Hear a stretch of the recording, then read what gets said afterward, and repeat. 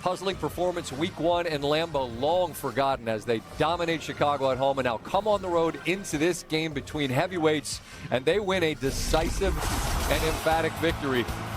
We picked this up in the 4th. First play of the 4th, and it's a 4th down, and in the bag of tricks, what a play. Amon-Ra St. Brown, the pitch to Jahmyr Gibbs. It works to perfection. Yeah, the coordinator moved on, but the guys that run those plays are still here, and they dial up some trickery, and it works.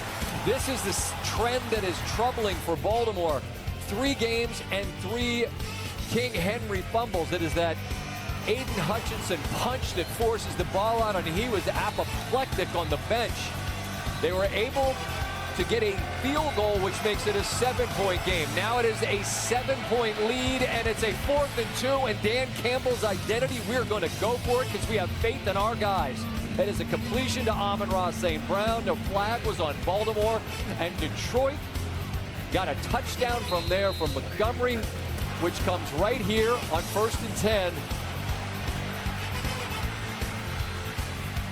He and Gibbs both have rushing touchdowns in this game. They continue to be a two-headed monster in the backfield. The defense got after that man all night long.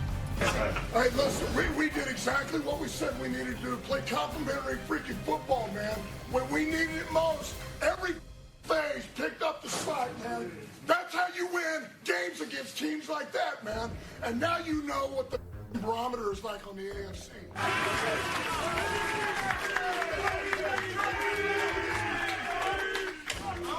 You know what?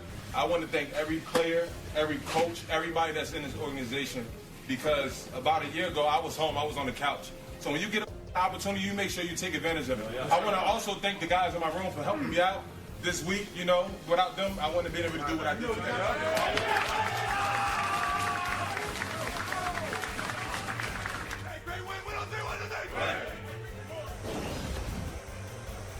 Hard not to smile when a man gets an opportunity and seizes it. That's Al-Qadim Muhammad, who was spectacular tonight. Ryan Clark alongside. You get 7 sacks on Lamar Jackson, a guy who can extend plays and then absolutely crush you like no one else.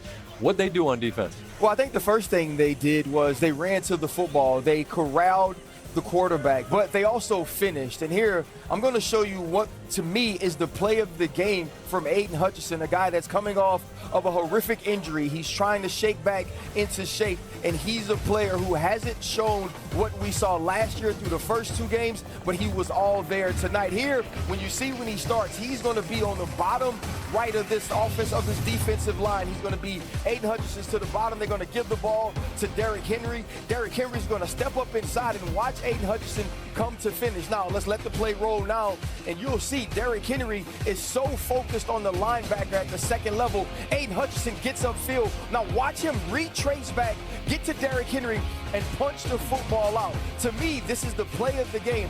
The Baltimore Ravens still have an opportunity to close this lead and close the gap. And Derrick Henry, who's an ultimate finisher, Aiden Hutchinson punches the football out. And now, if you look at this next play, we're going to get a motion down by Amon-Ra St. Brown. Nate Wiggins is going to have to motion to the top, and this is called top coverage. Top. Now, Marlon Humphrey is one-on-one with Amon-Ra. He sneaks into the inside. We see the post corner, and a perfect throw by Jared Goff over the top.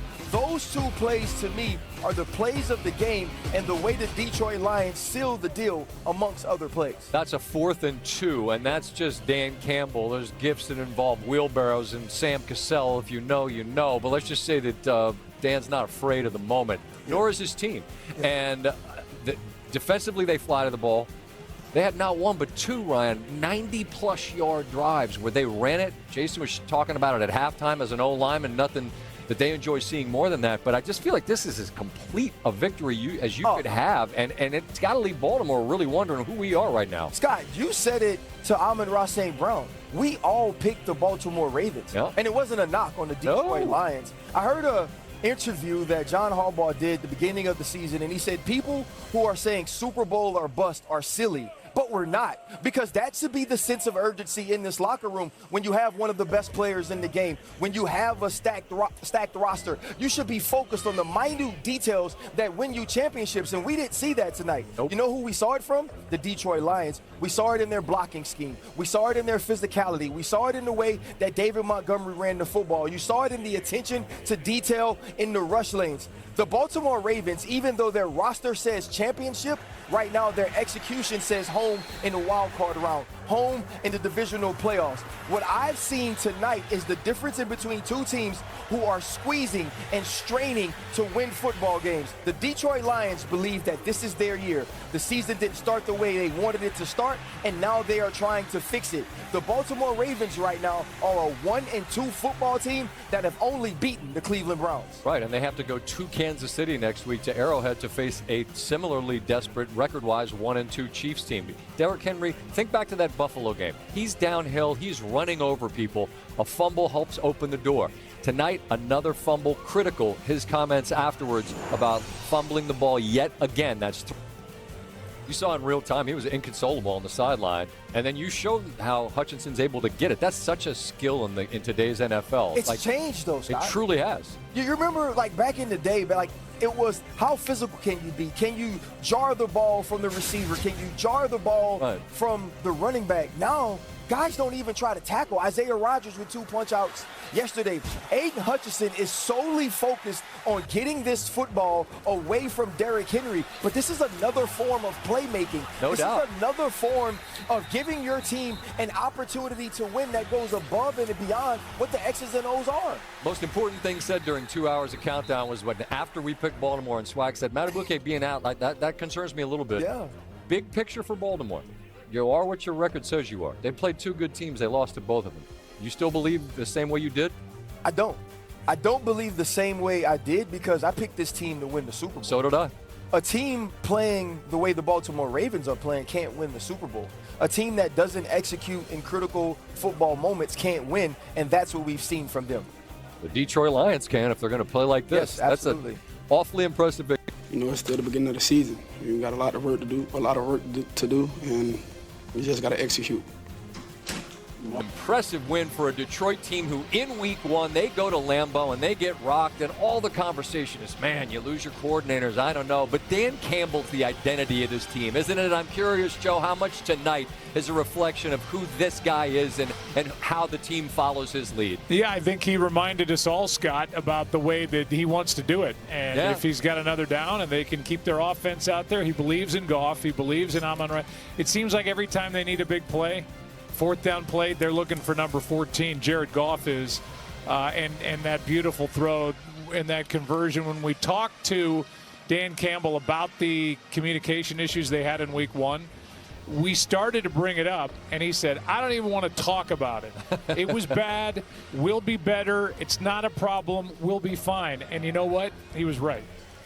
Troy, not one but two 90-plus yard drives. They're able to run it with not one but two different backs, different styles, and then obviously you have the weapons at wide receiver. But the way they were able to really bully Baltimore, I think that's got to be incredibly troubling for Baltimore. They played two really good offenses. They couldn't stop either one. What impressed you most about the Lions offensively tonight?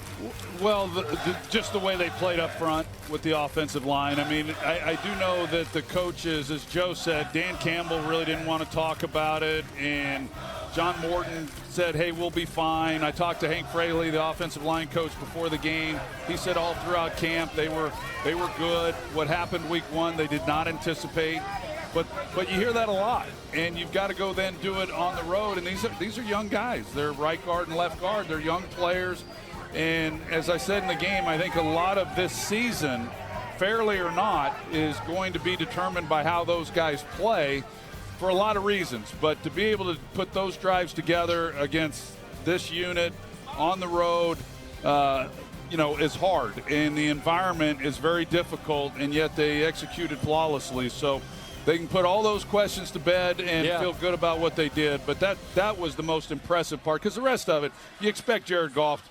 We take some of the things he does for granted, but you expect some of that. You expect that from Amon-Ra, St. Brown, and those backs. But the offensive line is the key. It has been the key for the Detroit Lions, and they look like they're in good shape.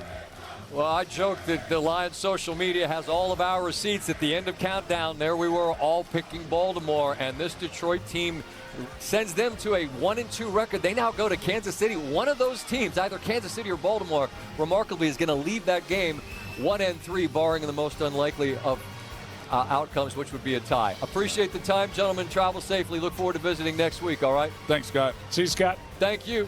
Joe and Troy on the call of this Lions victory. And again, cannot overstate, it was emphatic. The defense, the offense, it was a complete victory. You see, they will head home to take on a Cleveland team. It'll be fascinating to see the Lions offense against that Browns defense, which has been spectacular. They got beat badly here in Baltimore. That was kind of an odd game in the way it all transpired. But meanwhile, it's the Ravens heading to their name after a road dub on Monday Night Football. Describe the scene for the folks sitting at home, what it's like to win the way you did and now enjoy what this moment feels like.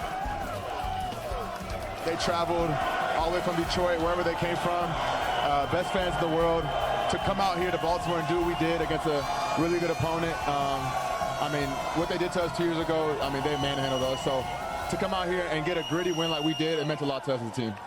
Look, you mentioned it, and I brought it up on Countdown on a number of occasions. It was 2 years ago. You're both 5-1, and we're all like, okay, let's see. It was like 35-0. Yeah. Jared spoke of it last week, that y'all remembered it. I mean, it's professional business. I'm just interested, how much does a result like that from several years ago still linger with you and fuel a night like we saw tonight? Yeah, I think it still lingers a little. It was 2 years ago. We got new players, new guys. Of course. But for the guys that were here, I mean, when we came in here 2 years ago, we didn't have a chance. It was over after the first quarter. Offense, defense, special teams. I mean, it wasn't our brand of football, so we wanted to come in here and just show, how we can play football, our brand of football, physical, run the ball, throw the ball. Defense played amazing. Hats off to them. Special teams played great. I think we just played complimentary football all the way around, and we came out with the dub. Your fan base has a hunger that's understandable. It's been a long, long, long time. How much does your team reflect that same sort of appetite for what is potentially in front of you? Yeah, I think, the fans, they're hungry. I mean, look at them. They're hungry for victories, for Super Bowl, playoff wins, just the history of Detroit football. And I feel like us as players, the guys that we have in our locker room, the culture that Coach Campbell and everyone has kind of brought to our team. I wouldn't rather play for anybody else than Dan and the guys that we have in our locker room. It's amazing. What I said with Joe and Troy when we visit with them immediately after the game is, look, we know that some coordinators left, but Dan Campbell is the man that sets the course for this team. Dan Campbell is the man that you all in that locker room respond to first and last. How much is that reflected by tonight?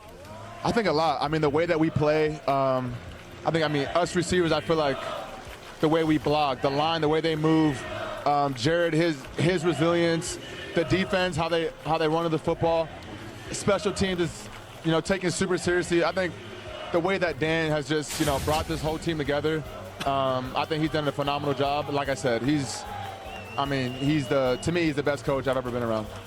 We talk about all three phases in this sport, and I mean, look, yesterday you saw how it literally is a three-phase game. I'm interested in what you saw your defense do. Lamar is a singular type talent. To keep him largely in the pocket, to sack him, I believe it was 7 times. Al-Qadim Muhammad, it felt like every time I looked up, he was grabbing him by the shoestrings. What did you see from your defense tonight? I mean, they played amazing. When our defense plays like that, I think we're pretty hard to stop. We feel like we have a pretty good offense, but you combo that with a defense like we have, getting after the pass. I mean, Lamar is one of the best quarterbacks in this league. Right. One of the best running quarterbacks to ever play this game. To get 7 sacks is insane. Of anybody, but that guy in right. particular, just because at any moment it feels like he could break. I can't tell you how many times it was Reeder, it was Muhammad, it was Hutch. Like, I just felt like it was shoestring tackle out because they just relentless effort, which you've got to have against a guy like that, I guess. I mean, hats off to them. They played great. Just being on the sideline, watch them. I mean, going up against them every day in training camp, I was like, I can't wait to just watch them go out and play. Hats off to Coach Sharpe, too, our DC, man. I think he called a great game. Defense played amazing. Shout out to defense, man.